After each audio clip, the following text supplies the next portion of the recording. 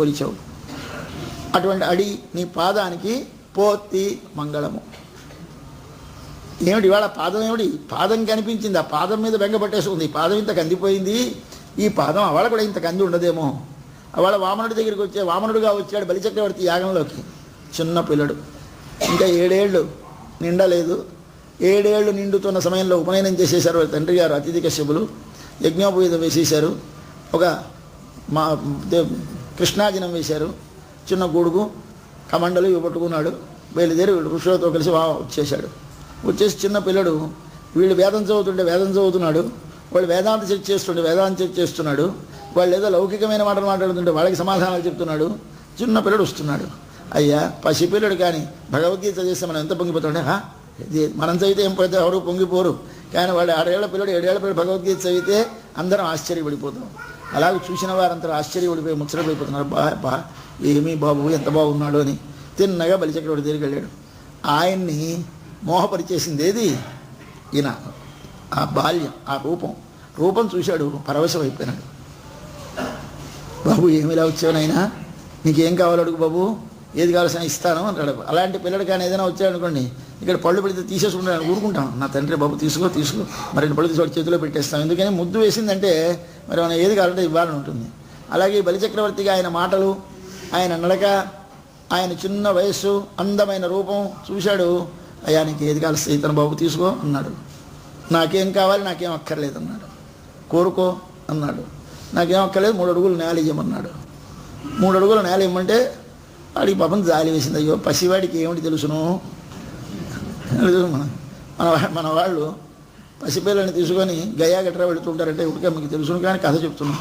గయ వెళ్ళి అక్కడ ఏదో ఒకటి వదిలేయాలంటే, ఏదో ఒకటి వదిలేసి రావాలి. గయలో వదిలేసా ఉంటూ ఉంటారు, అందరికీ తెలుస్తుంది. ఏమిటి వదిలేస్తామంటే పసిపిల్లని తీసుకెళ్ళి అడగండి. అడిగితే ఏమంటాడు? బువ్వ అంటాడు. వాడికి బువ్వ తెలుసును. ఏమిటి వదిలేస్తారంటే బువ్వ అంటే చచ్చిపోతాం, బువ్వ వదిలేస్తే ఎలా పోతుంటాడు. కాబట్టి వాడికి తెలియక బువ్వ అంటాడు. ఇంచేత వాడిని అడగకూడదు. వాడికి ఇంకా అక్కర్లేదండి, ఇప్పటి నుంచి అక్కర్లేదండి అని తప్పించేయండి. కానీ వాడిని కోరి అడిగేశారో వాడు ఏమైనా అన్నాడో ప్రమాదం. అలాగే వీడిని ఆయన ఏదో ఇవ్వాలి కానీ ఆ బలిచక్రవర్తి, నాయన నీకు ఏం కావాలి కోరుకో అన్నాడు. అంటే వాడేం కోరుకున్నాడు? వాడింత బుల్లి పాదంతో 3 అడుగులు నేలన్నాడు. పాపం నీకు జాలి, సరే రే ఇంత గొప్పవాడిని, ఏది కావస్తే అది ఇవ్వగలవాడిని, అన్ని లోకాలకి అధిపతిని, నా దగ్గరికి వచ్చి ఈ దాత ఇచ్చేవాడి గొప్పతనం చూడకుండా, తన చిన్నతనం చూసుకోకుండా ఏమిటి అడిగాడు అని జాలి వేసి, నాయన నీకు తెలియదు, నీకు ఏం కావాలి, మేడలు కావాలా, ఇల్లు కావాలా, రత్నాలు కావాలా, ధాన్యాలు కావాలా, గోరు కావాలి, ఇలాగూ అన్నీ చెప్పాడు లిస్ట్ అంతాను. నాకేమక్కర్లేదు, ఈ 3 అడుగులు ఇస్తే నాకు 3 లోకాలు ఇచ్చినంత సంతోషిస్తానన్నాడు ఆయన. ఆయన మాటలు ఆయనకి తెలుసు, ఆయన మాటలు వీడికి అర్థం కాలేదు. ఇద్దరు మాట్లాడుకున్నారు. చివరికి ఆయన మొండిపట్టు నా 3 అడుగులే నాకు కావాలని పట్టుబడినంతో ఇచ్చేశాడు. ఇచ్చేస్తే స్వామి పాపం ఒక పాదం ఇలా మీదకి లేచి ఇలా పాదం పైన పెట్టి కొలిచాడు. ఆ పైన లోకాలన్నీ ఆ పాదంతో సరిపోయినాయి. మరొకసారి మళ్ళీ కిందని ఇలా పాదం జరిపితే కిందన ఉన్నవన్నీ దీనికి సరిపోయినాయి. 3వ పాదం ఎక్కడ పెట్టమన్నావు? ఇక్కడ పెట్టమన్నాడు. 3వ పాదం తల మీద పెట్టేశాడు. ఇది కథ మనకందరికీ తెలిసిన కథే. అయితే ఇక్కడ చేసింది ఏమిటి? ఈ మీదని కొలిచినప్పుడు కిందని కొలిచినప్పుడు ఏమిటి కొలిచాడు? దేన్ని? కొండలు ఆయన పాదం కింద లేవా? అడవులు ఆయన పాదం కింద లేవా? పెద్ద పెద్ద బండలు ఆయన కింద లేవా? నదులు లేవా? విశ్వమంతా తన పాదముతో కొలిస్తే మనం ఒక్కసారి కొండల మించి పాదం నడిపించగలమండి? ఒకసారి ఏదైనా నీళ్ళలోంచి పాదం నడిపించగలమండి? నడిపించలేము. ఎందుచేత? ఇక్కడ రాళ్ళు గుచ్చుకుంటాయి, ఇక్కడ ముళ్ళు గుచ్చుకుంటాయి, ఇక్కడ నీళ్ళలో జారిపోతాం, పడిపోతాం. కాబట్టి వాటి మీద కాలు వేయం. స్వామి అన్నిటినీ తాకుతూ తన పాదాన్ని చాపేశాడు. ఓహో ఏమి ప్రేమ, ఎంత గొప్పవాడు చూడండి. ఏమిటి దీని అర్థం? అంటే విశ్వమంతా తనదైన విశ్వాన్ని తనది కాదని ఒకడు లాక్కున్నాడు. లాక్కోవడానికి కారణం ఏమిటి?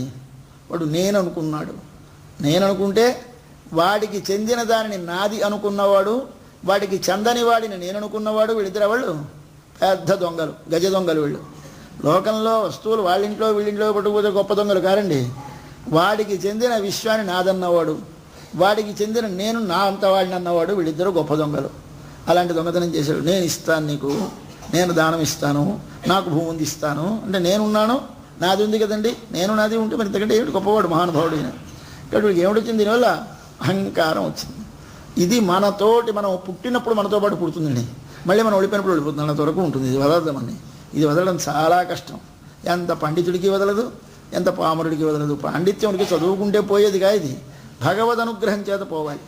మనకు జ్ఞానం కలిగింది కనుక మేము శాస్త్రాలు చదువుకున్నాం, వేదాలు చదువుకున్నాం, ఉపన్యాసాలు చెప్తున్నాం, స్వామి మీకు పోయింది అని అడగండి. నాకు పోదు, మీకు పోదు. ఎందుచేత అల్లా భగవద్ అనుగ్రహం మన మీదకి రావాలి. ఆయన వచ్చి తన పాదాన్ని తగిలించాలి. మనం ఆయన పాదం కావాలంటే దొరకదు. ఆయనే వచ్చి వెంగపడి, అరే పాపం వీడికి ఎలాగైనా మనం రక్ష కల్పించాలని తడిమేటండి ఒక్కసారి భూమి అంతా పాదంతో. ఆ తడిమినప్పుడు మన పెద్ద జియ్యంగారు చిన్న జియ్యంగారు కూడా చెప్తుంటారు కదా, మాట అందంగా చెప్తూ ఉంటారు. అప్పుడు మనం అందరం అప్పుడు ఉన్నామట, మనం ఇప్పుడు ఉన్నామట. అంటే మన ఆత్మలని నిత్యాలే కదా, ఎప్పుడు ఉంటాయి ఇవి. నువ్వు ఎప్పుడు చచ్చిపోవు, ఎప్పుడు పుట్టావు, ఎప్పుడు ఉంటావు అని భగవద్గీత చెప్పేసింది కాబట్టి ఉన్నాం. అప్పుడు ఏదో ఒక శరీరంలో ఉండుంటాం కదా, ఆ శరీరం ఆయన పాదాన్ని తగిలి ఉంటుందా? తగలలేదు. ఇందుచేత ఇలా లాగేసి ఉంటాం కిందకంటారు జియ్యంగారు. మనం అప్పుడు ఏమిటి చేసామంటే, ఇలా మీద నుంచి పాదం వెళుతోందిట, ఏమిటో వచ్చిందని ఒకటి తోసేసట, ఏమిటో వచ్చిందని ఇలా కిందకి వంగిపోయినట్టు. మనకి ఏదైనా మీద నుంచి పడిపోతూ ఉంటే ఇలా పక్కకి తప్పుకుంటాం. అలా చేసిన వాళ్ళంట మనందరం. కాబట్టి మళ్ళీ ఇప్పుడు ఉన్నాం. లేకపోతే మనం ఎంత అదృష్టవంతులం అయిందో లేకుండా పోదు. కానీ మనం బుద్ధిమంతులం కనుక మళ్ళీ పుట్టాం. కాబట్టి భగవంతుడు ఎంత దయామయుడు, ఎంత వాత్సల్యపూర్ణుడు అంటే, తనను ప్రార్థించని వారికి, తన కోరికే లేని వారికి, తనను ఇట్లాంటి ఉపకారం చేసిన కృతజ్ఞత చెప్పలేని వారికి, ప్రార్థించని వారికి, వీరు వారనక, అచేతనము చేతనమనక, పశువనక పక్షి అనక, కొండనక నీరనక, సకల పదార్థములను తన పాదముతో తాకి. ఆయన ఏం చేశాడు? ఇదంతా ఎందుకు శ్రమపడ్డాడు? ఇల్లి బలిచక్రవర్తి అహంకారాన్ని తొలగించడానికి. ఈ బలిచక్రవర్తికి ఏమిటి అహంకారం? విశ్వమంతా నాది, అన్ని లోకాలు జయించేశాడు. జయించేసి యజ్ఞాలు చేస్తున్నాడు. ఈ యజ్ఞాలు చేసిన వాడిని చంపడానికి వీలేదు మన భగవంతుడికి. చిక్కేమిటంటే, మంచి పని చేస్తుంటే చంపడు. చేసేది మంచి పని, కానీ చేసే దానిలో భావం మాత్రం చెడ్డది. చేసే పని చాలా గొప్పది, యజ్ఞం చేస్తున్నాడు. అలాగే ఏం చేస్తున్నాడు? నేను ఇవాళ స్వామికి 1,00,000 పత్రి పూజ చేయించానండి, నేను ఇవాళ ఆకు పూజ చేయించానండి, నేను ఇవాళ 1,00,000 తులసి పూజ చేయించాను. ఈ చేయించేనండి అన్నావు పోయింది. ఏమంటే అంటే నేను నష్టం ఏమిటి? చేయించకపోతే మనం చేయించకపోతే ఎవడు చేయించాడు ఆయనకి? అంటే నువ్వే చేయించావు, కానీ నువ్వెవడివో తెలుసుకుని చెయ్యి. దాసుడు చేశాడండి అను. దాసుడు అంటే ఆయన పనిని ఆయన ఆజ్ఞాపిస్తే, ఆయన చేయిస్తే చేశాను అని అర్థం రావాలి. ఆ మాట రావడానికి నువ్వు నేననకు తీసేయి. దాసుడు స్వామి దాసుని చేత చేయించుకున్నాడు అను. అలాగే భగవంతుడిని నేను దర్శించానండి అనకండి, నేను తిరుపతి వెళ్ళి స్వామిని దర్శించి వచ్చామండి అంటాం. మనకందరికీ ఇది అలవాటు, తప్పు కాదు, అంటాం, అలాగే అనాలి.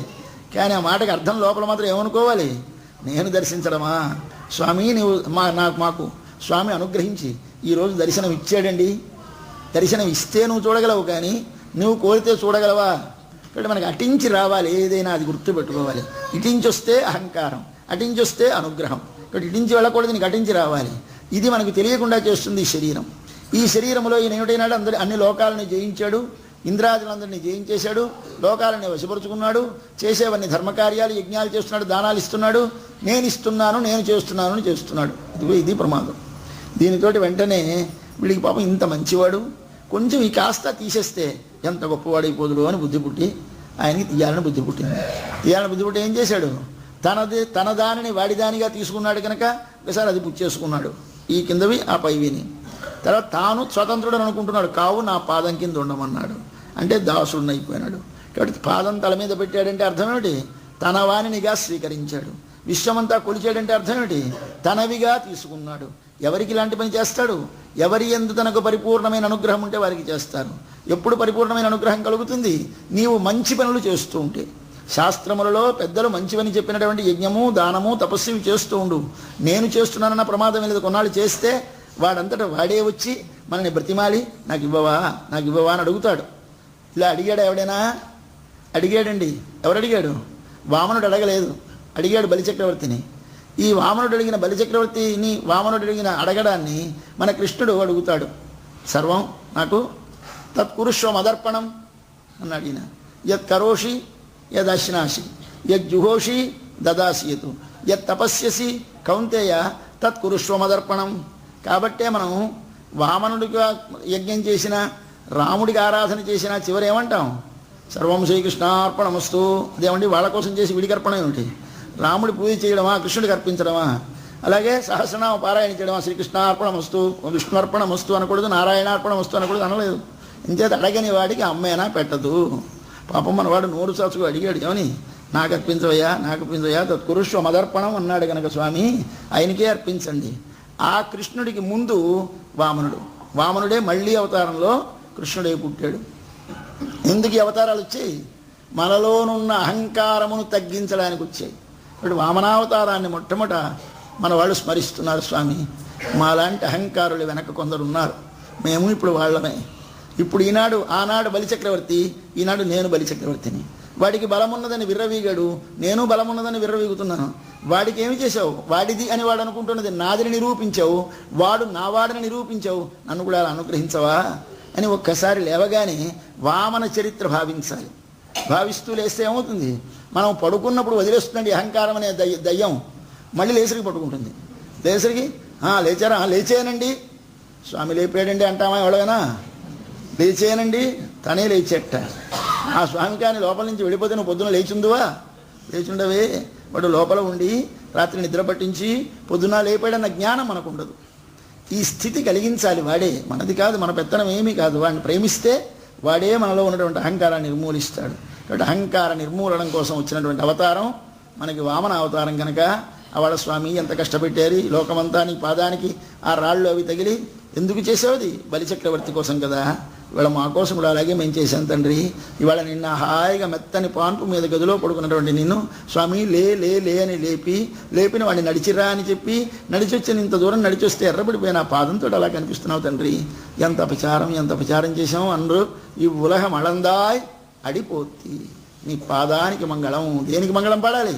కష్టపడ్డదేది కృష్ణుడు పాదమా? పాదం కనుక పాదానికి మంగళం పాడాలి. మొట్టమొదటి స్వామి నీ పాదములకు మంగళము. ఇంతకంటే ఘోరమైన పని చేశాడు పాపం. ఇక్కడేం చేశాడు? ఒకచోట నిలబడి ఇలా రాసేశాడు కాలు. ఇప్పుడు ఒక్కచోటే కూర్చొని ఇలాగ అన్ని చోకని తోసేసాం అనుకుని పెద్ద కష్టం లేదు, అంతటా జల్లుకుపోయి ఉంటాయి. అప్పుడు ఏమిటి చేయాలి మనం? అక్కడి నుంచి వెళ్ళి అక్కడ దాకా వెళ్ళి అవి ఇలా తోసుకురావాలి, ఇటు వెళ్ళి ఇవి తోసుకురావాలి, ఇటు తోసుకురావాలి, ఇవన్నీ కలపాలి, ఇవన్నీ ఎత్తాలి, ఇవన్నీ పోసుకోవాలి. కష్టం కాదు. బట్ అక్కడ ఉన్నదాన్ని తన కదలకుండా చేతితోటి ఇలా చాస్తే చాలా అందిపోయేటువంటి స్థితిలో ఉంది బలి. ఇక్కడో అలా లేదు, ఎక్కడో కూర్చున్నాడు వెళ్ళిపోయి లంకలో. ఆ లంకకి చుట్టూ ముందేముంటున్నాయి? కొండలు. ఆ కొండలకి యువతలు ఏముంటుంది? ఒక పెద్ద ప్రాకారం. ఆ ప్రాకారానికి యువతల పెద్ద అగడ్త. ఆ అగడ్తకి యువతల మళ్ళీ పెద్ద కొండ. ఆ పెద్ద కొండకి యువతల అగాధమైన 100 యోజనముల సముద్రము. ఆ సముద్రము 100 యోజనములు. అవతల ఒడ్డున ఉన్న సీతమ్మని రాముడికి చెందిన దానిని తీసుకొచ్చి లంకలో పెట్టేశాడు. ఎవడు రాగలడు ఈ లోపలికని? వాడి ధైర్యం. నేనా బలవంతుణ్ణి, రావడమా ఎవడికి శక్యం కాదు, కాబట్టి ఇంక ఈవిడెవడికి వెళ్ళదు, మనదే అని కూర్చున్నాడు. ఇప్పుడు మనం ఆ స్థితిలో ఉన్నాం. ఎవరిని తీసుకొచ్చేసాం మనం? మన మనస్సు అనే రావణాసురుడు ఉన్నాడు మనలో. ఎక్కడున్నాడు రావణాసురుడు? లంకలో. లంక ఏది? మన శరీరము. మన శరీరం అనే లంకలో రావణాసురుడు అనేవాడు ఉన్నాడు. వాడికి 10 తలలు ఉన్నాయి, మన మనస్సుకి 10 తలలు ఉన్నాయి. తలంటే ఏమిటి? లోపలి ఆలోచనలన్నింటినీ బయటికి పంపించేది కదండి తలకాయ. ఏమిటి చూస్తుంది? నీ మనస్సు లోపల నీకు నడవాలనిపించింది, కాలు నడు అంటే ఇది నడుస్తుంది. ఇదో ముఖం. అబ్బాయి తిను, నోరు సిద్ధపడుతుంది, ఇదో ముఖం. చూడు, కన్ను సిద్ధపడుతుంది, అదో ముఖం. నాలుక తిను, అదో ముఖం. ఇలాగా మనకి శరీరంలో 5 కర్మ చేసేవి, 5 జ్ఞానాన్ని ఆర్జించి తెచ్చేవి ఉన్నాయి.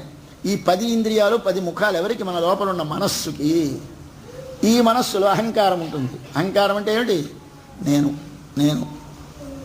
ఈ నేను 3 రకాలుగా ఉండవచ్చు.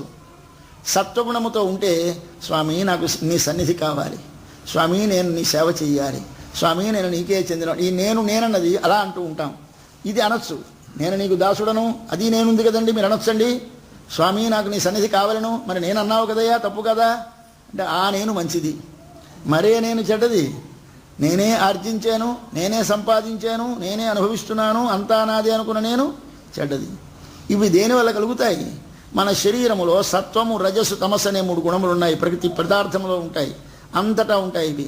ఈ సత్వము, రజస్సు, తమస్సు అనే దానిలో సత్వము పైకి లేచి రజస్తమస్సులు అడుగునుంటే, ఎందుకుంటాయి అడుగునవి? ఎందుకు మీదకి లేస్తుంది అంటే మనము చూచే వాటిని బట్టి, వినే వాటిని బట్టి, తినే వాటిని బట్టి, స్పృశించే వాటిని బట్టి, వాసన చూచే వాటిని బట్టి, నీళ్లు గిన్నెలో పోసి కిందని మంట పెడితే ఈ మంటకి ఆ నీరు, గిన్నె లోపలి నీరు, ఆ నిప్పును ఆర్పేయగలిగినటువంటి నీరు వేడెక్కిపోతుంది. మనము చూచే వాటిని బట్టి, వినేవాటిని బట్టి, తినేవాటిని బట్టి, స్పృశించేవాటిని బట్టి, వాసన చూసేవాటిని బట్టి నీళ్లు గిన్నెలో పోసి కిందని మంట పెడితే ఈ మంటకి ఆ నీరు, గిన్నె లోపల నీరు, ఆ నిప్పును ఆర్పేయగలిగినటువంటి నీరు వేడెక్కిపోతుంది. న్యాయంగా గిన్నె లేకుండా కానీ నీరు దాని మీద పోస్తే నిప్పు ఆరిపోయి ఉండాలి పాటి. కానీ మధ్యలో అడ్డంగా పెట్టాం ఒక గిన్నె కడుగున మంట పెట్టాం. అలాగే మనం ఏం పెట్టాము? భగవంతుడు మనలో ఉన్నాడు, వాడికి పైన నేనున్నాను, నాకు పైన ఓ శరీరం ఉంది. ఈ శరీరానికి అడుగున మంట పెడుతున్నాం. ఏమిటి మంట? చూచేవి, వినేవి, తినేవి, వాసన చూచేవి, స్పృశించేవి, ఈ 5 మంట పెట్టాం. పెడితే ఏమవుతుంది? అవి రజస్సుంటే రజస్సు వస్తుంది. బ్లూ ఫేమ్, రెడ్ ఫేమ్ వస్తున్నాయి కదా మనకందరికీ. బ్లూ ఫేమ్ అండి గ్యాస్. మనకి రెడ్ పూర్వం వండుకునేవాళ్ళం కర్రల మీద. అప్పుడు ఎలా ఉండేది మంట? ఎర్రగా. అలాగా కొన్ని చోట్ల ఎర్రటి మంట, కొన్ని చోట్ల తెల్లటి మంట, కొన్ని చోట్ల నల్లటి మంట వస్తూ ఉంటుంది. మన శరీరంలో కూడా మనం అనుభవించే విషయాలలో మీరు కానీ పచ్చి కర్రలు పెట్టారనుకోండి, పొగతో చిన్న చిన్న మంట వస్తూ ఉంటుంది. ఎండిపోయిన కర్రలు పెట్టారనుకోండి, ఎర్రటి మంట వస్తుంది. అదే కానీ గ్యాస్ పెట్టారనుకోండి, నీలి మంట వస్తుంది. అలాగే మనం కూడా శరీరంలో సత్వగుణం అనేది పెరగడానికి తగిన ఆహారం తీసుకుంటే, సత్వగుణము పెరగడానికి తగినటువంటి చూపులు చూస్తే, సత్వగుణము పెరగడానికి తగిన తిండి తింటే ఏమవుతుంది?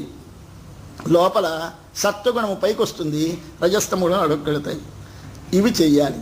కానీ మనం ఏం చేస్తాం? రజస్సు తమస్సు అంతా మనకి కారం ఇష్టమండి, పులుపు కొంచెం ఎక్కువ ఉండాలండి, నాకు పులుపు తక్కువైతే సాయించదు, కారం ఎక్కువ ఉంటే కానీ పడికిరాదు, ఇలాగే మనం తింటున్నాం. ఏమిటి చేస్తుంది? నీకు అది రజోగుణాన్ని తమోగుణాన్ని పెంపొందించగానే పొద్దున్న చక్కని గడ్డబెరుగు వేసుకొని బాగా చల్లటి చలిదన్నం తొలనాడు వేసినటువంటి కుండలో అన్నం పుచ్చుకొని అది తినేసి కూర్చోండి ఒక్కసారి జపానికి, ఎలా ఉంటుందో తెలుస్తుంది.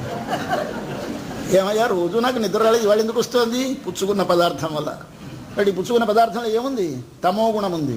తమోగుణం ఏం చేసింది? నీ మనస్సులో ఉండేటువంటి తమోగుణాన్ని పైకి లేపింది, రజస్తమస్సును రజస్సత్వగుణాలను అడుక్కులాగేసింది.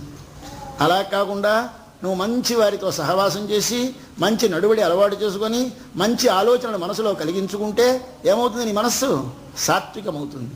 ఇప్పుడు సత్వగుణముతో నిండిన మనసు, రజోగుణముతో నిండిన మనసు, తమోగుణముతో నిండిన మనసు, 3 అన్నదమ్ములు ఈ లోపల ఉన్నారండి లంకలో. ఎవరి 3 అన్నదమ్ములు? సత్వగుణముతో నిండిన మనసు విభీషణుడు, రజోగుణముతో నిండిన మనసు రావణుడు, తమోగుణముతో నిండిన మనసు కుంభకర్ణుడు. తమోగుణం అనగానే నిద్ర, అంతసేపు ఆలస్యం, బద్ధకం, సోమరితనం, లేవాలని ఉండదు ఎప్పుడు మనకి. అది ఎప్పుడు వస్తుంది? మనలో తమోగుణం లేస్తే. రజోగుణం ఎప్పుడు యాక్టివిటీ, నేను ఎప్పుడు వట్టినే ఉండలేనండి, నాకు డల్గా ఉండడం అంటే కిట్టదు, ఎప్పుడు ఏదో పని చేస్తూనే ఉండాలి. నేను చెయ్యి మంచిదే, ఏ పని చేస్తే మంచిది? భగవంతుని కొరకు, సమాజము కొరకు, స్వార్థము లేకుండా ఒకరి కొరకు నేననే భావంతో చేస్తే అది సాత్వికమైన యాక్టివిటీ. రాజసమైన యాక్టివిటీ, ఒకరిది నాది కావాలి, ఒకరి దాన్ని నేను అనుభవించాలి అనే యాక్టివిటీ చేస్తే అది రాజసమైన యాక్టివిటీ. అది రజోగుణం, అది నీకు అపకారం చేస్తుంది. వీడు రజోగుణము రావణాసురుడు, సత్వగుణము విభీషణుడు, తమోగుణం నిద్ర మన కుంభకర్ణుడు. 3 అన్నదమ్ములు లోపలే ఉన్నారు. ఎక్కడో ఈ కథంతా మనదే. ఇక్కడ ఇదంతా ఎందువల్ల వచ్చింది? అహంకారం వల్ల వచ్చింది. అహంకారం అంటే ఏమిటి? శరీరమే నేను అని మనకి పుట్టగానే పుడుతుంది మొట్టమొదట. ఈ నేను అనే మాట శరీరాంది అని తెలియదు మనకి. అదే నేను అనేది ఆత్మది శరీరం అనుకుంటున్నాం. కాదు, శరీరానికి నేనన్న పేరు లేదు. నేనంటే తెలివి గలవాడన్నవలసిన మాట. తెలివి లేని శరీరము నేనంటుందా? అది నువ్వెవరయ్యా అని మీరు ఎప్పుడైనా శరీరాన్ని అడిగారా? అడిగితే సమాధానం చెప్తుందా? మనం ఎప్పుడైనా చనిపోయిన తర్వాత మన శరీరాన్ని అక్కడ పడుకోబెట్టి నువ్వెవరు అంటే పలుకుతుందండి? అని పిలిస్తే పలుకుతుందా? పలకదు. ఏం చేతి పలకదు? లోపల నేను లేదు కనుక. నేనుంటే పలుకుతుంది. అందుచేత ఇప్పుడు పలుకుతున్నామంటే ఎవరు పలుకుతున్నారు? శరీరం పలుకుతోందా? నేను పలుకుతోందా? శరీరము పలకలేదు, నేను పలుకుతోంది. ఇది మనకు తెలియదు. ఈ అజ్ఞానం ఆవరించడానికి కారణము మనకు ఉండేటువంటి మనస్సులో రజస్తమో గుణాలు ఆవరించడము. ఇది స్థితిలో రాముడికి చెందిన సీతమ్మని నాదిగా చేసి అనుభవించాలి అనే కోరిక మనకు పుడుతుంది. మనం అందరం సీతను అపహరించిన వాళ్ళమే. ఇక్కడే లంకలో పెట్టాం ఆవిడ్ని. ఎవరు రాముడికి చెందిన సీత? నీ ఆత్మ. ఈ నేను అనేది నీకు చెందినది కాదు, నీ కొరకు కాదు. ఇది వాడిది, వాడి కొరకు. వాడిదైన సీతమ్మని, వాడు అనుభవించవలసిన సీతమ్మని, నాదని నేను అనుభవిస్తానని సిద్ధపడ్డావే, నువ్వెవడివి? రావణాసురుడు. వాళ్ళ రావణాసురుడి కోసం ఎంత కష్టపడ్డావు తండ్రి? ఏమిటి చేసావు? షన్రంగు తెన్నిలంగై శత్తాయ్. షన్రు వాడెక్కడో ఉన్నాడు దూరంగా, అక్కడికి నడిచి వెళ్ళావు. షన్రు వెళ్ళి ఇక్కడ ఒక్కచోట నిలబడి పాదం ఆడించేశాడు. అక్కడో ఎన్ని వేల వేల అడుగులు వేసి నడిచేవో తండ్రి, ఆ పాదమునకేమైనా పాదుకలు ఉన్నాయా?